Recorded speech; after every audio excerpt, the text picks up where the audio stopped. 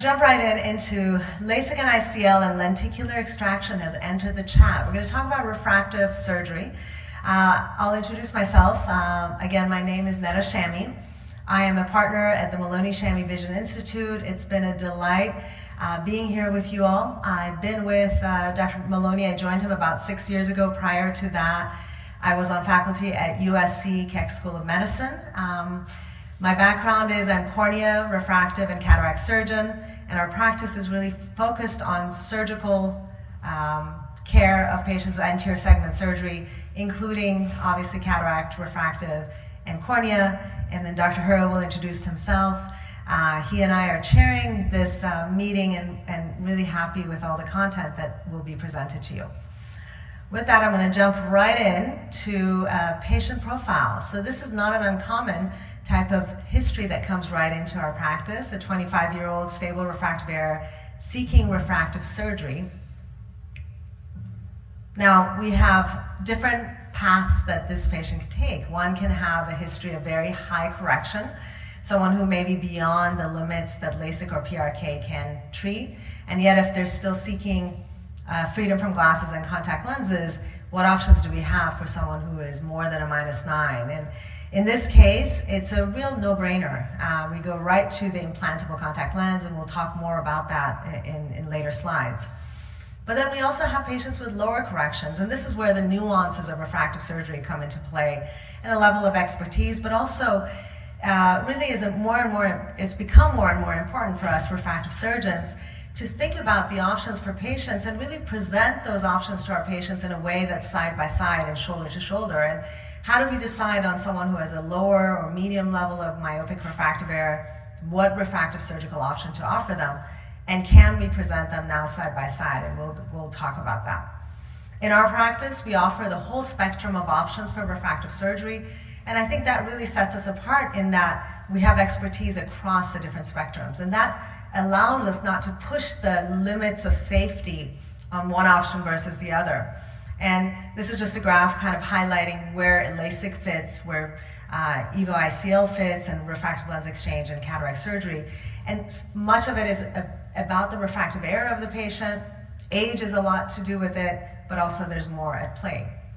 At Maloney-Shamie Vision Institute, we use the iDesign Refractive Studio to treat our patients with who are the right candidate for LASIK.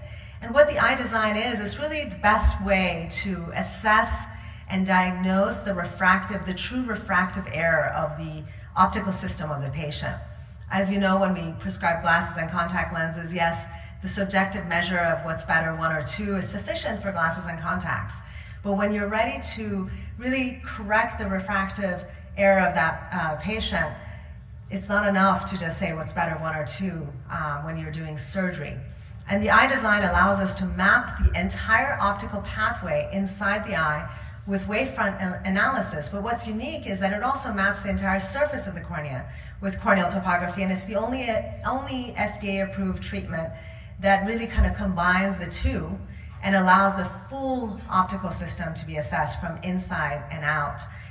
It also is the only FDA-approved treatment for presbyopia using LASIK, only system with customized vision to use iris registration to compensate for torsional correction. So when a patient is sitting up and we measure their astigmatism, and then when they're lying down for us to use the excimer laser to reshape the cornea, the torsional compensation is important when you want to give them the best vision possible.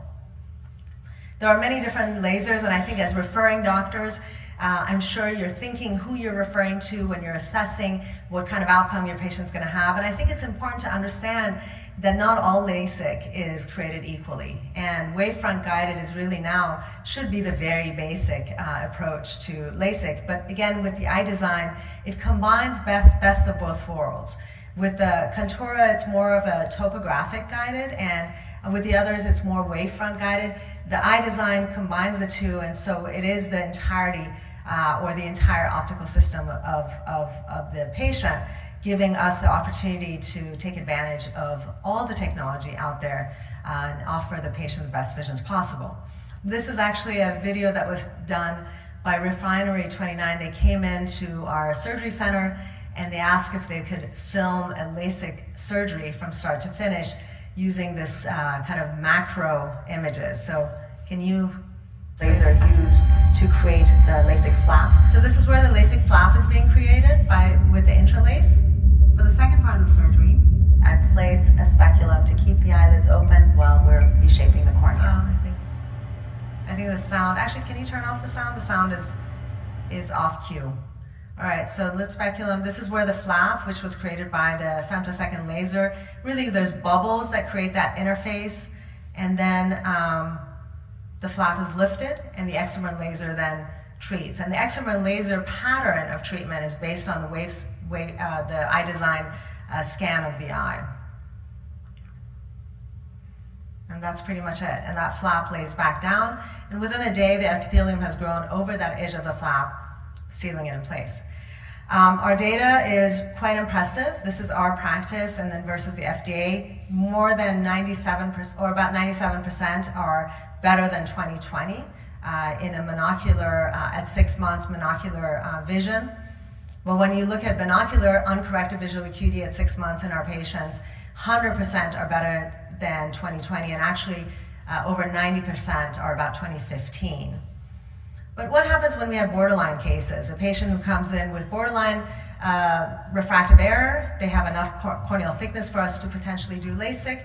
More history tells us that there is an increase in their astigmatism, and actually when we do other testing, including tomography, there's posterior elevation that makes us pause about LASIK. And is LASIK a corneal-based procedure for them, the right procedure? And again, in our practice, if there's at all a question, we then move on to other alternate options that may offer a safer outcome for them. The EVO ICL is such an option that for those patients who, whether or not they are not, they may not be a good candidate for a corneal-based procedure, then this is an implantable contact lens that treats myopia of -3 to about -16, astigmatism up to 4 diopters. Obviously, you want stable refractive error.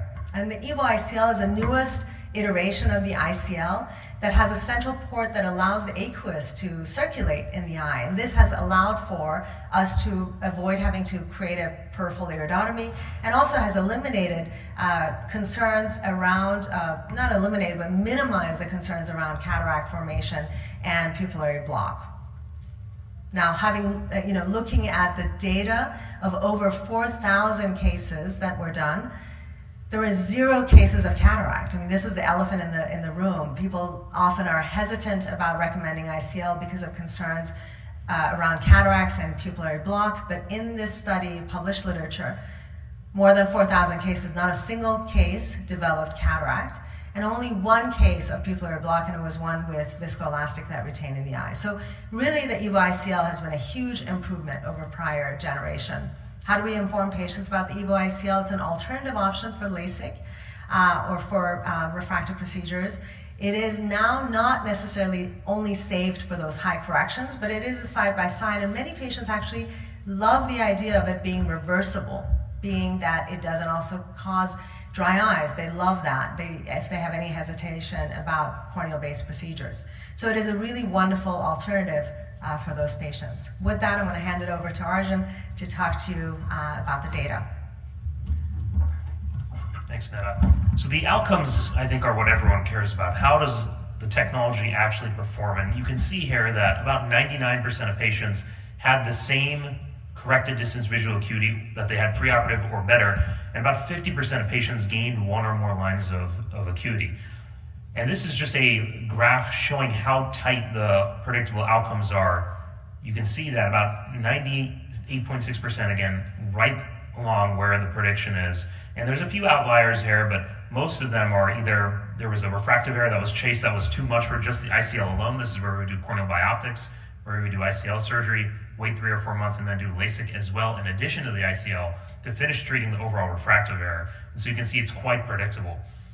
And a lot of questions people have is, well, how are the outcomes long-term? And so you can see here the stability of the spherical equivalent refraction is essentially unchanged, and that's because the ICL does not involve removal of any corneal tissue, reshaping any corneal tissue. There's no epithelial hyperplasia taking place, and so long-term, if the vision is going to change, let's say a high myope has ICL surgery, and then they end up developing a little bit more myopia, it's not because the effect of the ICL wore off, it's because of either axial myopia or something else going on.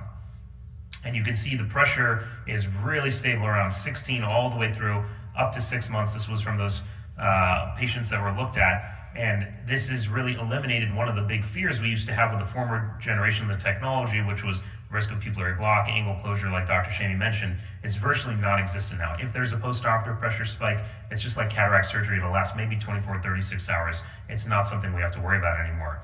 And I think this just says it all. There's nothing else other than LASIK where a patient gives almost 100% feedback saying they would have that surgery again. And so I think this just really shows how good this vision correction is. So we've talked a lot about it. Some of you may have seen this, but I just want to quickly show off a video. This is edited. This is about 6 months ago. And this just shows the ICL. This is what the ICL comes in an actual vial. This is obviously under very, very high-powered magnification. And you can see how biocompatible and flexible the material is here. And you'll see I'm going to fold it up in a reverse taco configuration. And so it's very, very flexible. And that's what allows it to go through into the anterior chamber through a micro incision. And so you see it just very carefully folds up nicely here. We use a lot of viscoelastic, which is a gelatinous-like substance, to safely place the ICL in the eye, and then at the end of the surgery, it's removed. And you can see as it's coming down the barrel of the inserter here, it's nice and folded up. And so we have a patient here with great dilation. 2 twin paracenteses are made. A little bit of intracameral anesthetic is given to keep the patient comfortable. A little bit of viscoelastic as well to inflate the anterior chamber. And then through this small microincision, you'll see now it's folded up. And as it's coming out, you're going to see the foot plates of the ICL expand, which we're then gently going to tuck underneath the iris. And then that's pretty much the end of the procedure, apart from getting the viscoelastic out. So it's a very elegant form of vision correction. You'll see very non-invasive. A lot of people are concerned about intraocular surgery, but you see here how gentle the procedure is. And within mere minutes, we can get someone who is a high myope or moderate myope with a lot of astigmatism and get them out of glasses and contact lenses. The final part of the procedure here, once the ICL foot plates are tucked in, is just getting that viscoelastic out gently with some BSS. Now, the big question people have afterwards is, well, how do I evaluate the patient at the slit lamp? And what you're concerned about is the vault. So if you look at this left photo, you'll see from left to right, that first crescent line, that's just the cornea being illuminated, but the focus really is on the ICL. You can see it actually very nicely delineated. You see how close that is to the natural crystalline lens. That's a vault that's a little bit too shallow. Centrally, there's no ICL touch, but if you look at the top of the image and at the bottom, it looks like the peripheral foot plates are maybe touching the lens. If that were to stay in position for weeks or months, that could lead to an early cataract. So this is a situation where you would exchange the ICL out for one that's slightly bigger. The way you measure vault is you look at the thickness of the overall cornea, you get a mental imprint of that, and you say, okay, that's one corneal thickness, and then you compare that thickness to the space between the back of the ICL and the natural crystalline lens. Ideally, we want about half a corneal thickness to about 1.5. You can see in the second and third images, there's actually a little bit of ICL lens touch, and so these are ICLs that need to be exchanged. Conversely here, we have an ICL, you can see there's quite a big gap. This is a vault of almost 2.753. Previously, maybe an issue, as long as the angles are not closed, the anterior chamber is not shallow, we could monitor this patient, but in most cases, and you'll see in these images here, there's some PIs that have been done, there's a lot of pigment being deposited on the cornea and on the lens. This is also an ICL we'd want to exchange for one of a slightly smaller diameter. And then this here is an image we just took in clinic a few months ago. This is an example of a perfect vault. You can see that central hole of the EVO ICL casting the shadow on the natural crystalline lens, and you can see that space between the back of the ICL and the front of the lens is about the same width as the corneal thickness. So this is an ideal vault that we're looking for. So consider the ICL for patients who have moderate to high amounts of astigmatism or myopia or a combination of both. Patients who have maybe dry eye and they still want that freedom from glasses or contacts, and you just think maybe LASIK or PRK wouldn't be an ideal procedure for them lest it were to worsen their ocular surface disease. And when it comes to postoperative management, we care about the vault, the pressure, and most of the time those two things are quite normal. We see the patients ourselves for a same-day post-op visit and then a postoperative day 1 visit before we release them for a week 1 visit. And the previous issues with anterior subcapsular cataract, glaucoma, those things are virtually non-existent now, but they can still happen, so we keep an eye out for that. So now I want to pivot and discuss SMILE, which stands for Small Incision Lenticular Extraction. This is where a contact lens piece of tissue is removed from the cornea, and that subtraction of the tissue is what leads to the refractive change. No flap is made, unlike LASIK, and the healing is fairly similar. Now, in the United States, SMILE is only FDA approved to treat -1 to -10, and it can treat up to 3 diopters of astigmatism. But with SMILE, you cannot treat less than 1 diopter of myopia. So at a refraction of -0.5, -1 at 90, you cannot treat that patient with SMILE because they need to have 1 true diopter of myopia. So if it was -1, -0.5 at 90, you could do that, but not -0.5, -1. Astigmatism correction starts at 0.75 diopters of astigmatism, which means if you want to treat less than that, we either have to push them when manifesting them to see if they'll tolerate more astigmatism, or you have to treat the spherical equivalent. Now you can imagine a spherical equivalent of 0.5 diopter or 1/4 diopter, not a ton of refractive error, so patients still do quite well, but it's not the exact refractive error. And then again, in the United States, we can't treat hyperopia and any corneal opacities, previous contact lens related infection. These are all no-goes for SMILE because the laser energy will not penetrate through. So there's been a lot of research and a lot of controversy actually about, is SMILE more biomechanically stable than LASIK? Is it similar to PRK? Does SMILE have less dry eye? The literature is quite mixed. It's about 50-50. There's a lot of studies showing less dry eye with SMILE, and then there's some saying it's equivalent to LASIK and PRK. So long term, we still need to see how this pans out. And there's also a question about how do you enhance a SMILE patient. There's actually a lot of ways to do that, either with PRK, LASIK, or actually converting the SMILE cap into a LASIK flap. But probably the biggest limitation right now is there's no iris registration, there's no pupil tracking. So when we want to treat astigmatism, we have to make manual ink marks before surgery and then compensate for that by manually rotating the suction cone. And because of that, I think it just leads to slightly lesser rates of day 1 2015 vision than LASIK. Here's a video of SMILE, again sped up. This is me doing SMILE probably about 1.5 years ago before I moved to LA. That's the refractive cut being made by the femtosecond laser. AFR peripheral transition zone, side cut, and now the top of the cap being made, and then at the bottom of the screen, the small incision. And after the dissection is done at the end of the case, you can see here, this lenticule comes out really nicely. We check the edges to make sure everything looks nice and circular, and that's the end of the procedure. So we're removing tissue manually rather than using an excimer laser to ablate it. Here's why we're excited about the future of lenticular extraction. The latest laser to come out that just recently got FDA approved is more efficient. It takes that SMILE treatment time down to about sub 10 seconds. So if a patient breaks suction, it's really not an issue with the latest version. Hyperopia is now being looked at, but probably most importantly in getting the outcomes equivalent to day 1 LASIK, there's going to be automated centration, cyclotorsion control. It's going to sync with the biometers through the clouds. There's a lot of AI being used in this next generation of femtosecond lasers, and so we're looking very closely at this.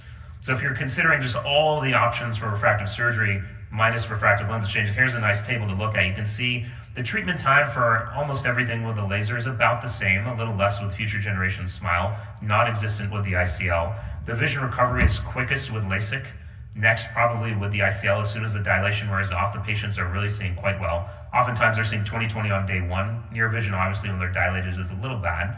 And then you can see that there's a variety of technologies being used for all of these. Dry eye, thankfully, is quite minimal with all of them, but least amount with ICL because there's no corneal tissue, again, being affected. And still, LASIK remains king in terms of the postoperative day 1 visit outcomes. Again, like Dr. Shamie showed off, our outcomes show about 83% of our patients are 2015 day 1 with LASIK. We want to maintain that same quality of vision because we do believe there is a difference between 2020 and 2015. And I think when we're looking at where the future of refractive surgery is going, we're going to be talking about how there is a difference between 2008 and 2012 or 2010 and 2015. So the future is exciting as technology continues to develop. So. Can you turn on my mic, please? All right. That's a great talk, Arjan.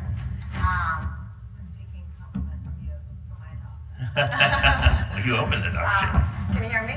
You can hear me? Okay, wonderful. A couple of questions, and then I'm going to mention Gabby. We'd love having her picture up there, so I'm going to leave it there. The question is, can you describe the vault in EVO? Yes, so again, the vault is the amount of space between the front of the natural lens and the back of the ICL. And the most important thing is just making sure some space exists there. If you're looking and it looks like the ICL is touching the natural lens, that's a problem. And if you look and it looks like the anterior chamber is a little shallow, it almost looks like the ICL is touching the iris, that's probably an issue as well. If you want to quantify the vault like we talked about, when you're looking at the slit lamp, just focus right on the cornea. Forget the ICL, forget the natural lens, look at the thickness of the cornea, get a mental imprint of what that 500 to 540 microns looks like. Then using the slit lamp, push forward a little bit, focus on the ICL, focus on the lens, and then come back a little bit obliquely, especially with the EVO ICL, you'll see a shadow being cast off that central port. And the shadow is going to go through this small area of empty space. And you want that empty space to ideally be about 1/2 to 1.5 times the corneal width you were looking at. And at least in our practice, when we implant the ICL, we spend a lot of time calculating what size of the EVO ICL to implant for the patient. So it's very rare for the vault to not be appropriate for the patient.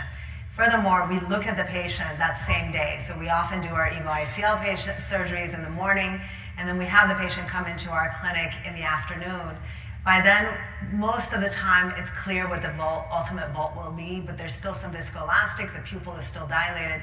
We'll see them again the following day. By then, the pupil has come down, the viscoelastic has probably circulated through, and if we assess the vault at that point, and if we're at all unsure about whether or not that ICL is the correct size for the patient, we keep the patient under our watch before we send them back to the referring doctor.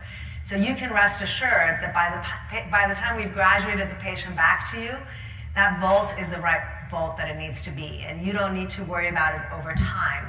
Now, many, many years later, when the patient potentially develops cataracts due to aging, that vault may start shrinking as the cataract or the natural lens changes shape. But the reality is, hopefully, when the surgeon has done the surgery and sends them back to you, you can monitor the vault just for the sake of monitoring it, but by then it should be pretty set and shouldn't be a big concern. Yeah. There's a couple more questions. I think we're a little short on time, so we're going to transition to the next